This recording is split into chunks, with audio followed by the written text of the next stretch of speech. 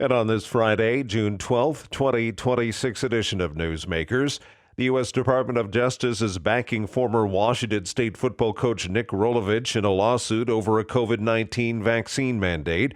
Rolovich was fired in 2021 after refusing the vaccine and later sued the university, arguing his decision was based on sincerely held Catholic beliefs.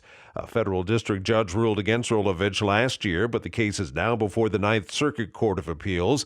The DOJ has filed a brief supporting Rolovich's appeal and arguing he presented evidence of a sincere religious objection to the vaccine.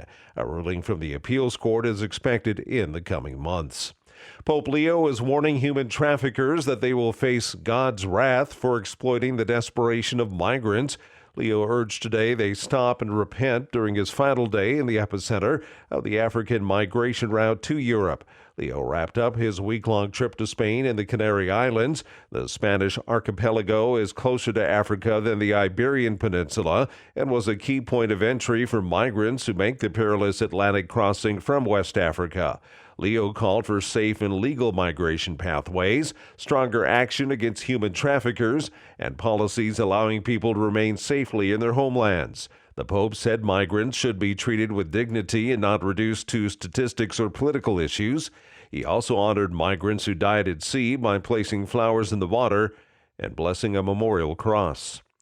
4 militants have been sentenced to death for a deadly 2022 attack on a Catholic church in Nigeria. Officials say the men stormed St. Francis Xavier Catholic Church during a Pentecost Sunday Mass in Owo, killing more than 40 people and injuring about 100 others. A fifth suspect was acquitted due to insufficient evidence.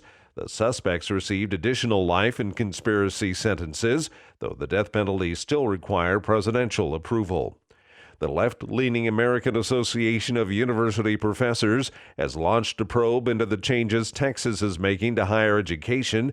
They're opposed to cuts and consolidation of gender and ethnic studies classes, which have been cheered by conservatives. Sherry Sylvester with the Texas Public Policy Foundation defended the cuts, saying that nobody is taking these classes. This is their final gasp of trying to take back control of the universities, which Texans don't want. The state's Republican leadership has been pressing schools to change course requirements as a way to meet workforce needs. FEMA is approving millions of dollars in funding to help rebuild a St. Louis church that was destroyed in last year's devastating tornado. The agency announced a $3 million grant for Centennial Christian Church this week through the Public Assistance Program. Part of the church collapsed during the tornado and trapped 3 people inside, killing 1. Centennial Christian said the grant is an important milestone in its recovery, but does not fully fund its rebuilding or ministry. And that's Newsmakers for this Friday, June 12th, 2026 edition. I'm Keith Black.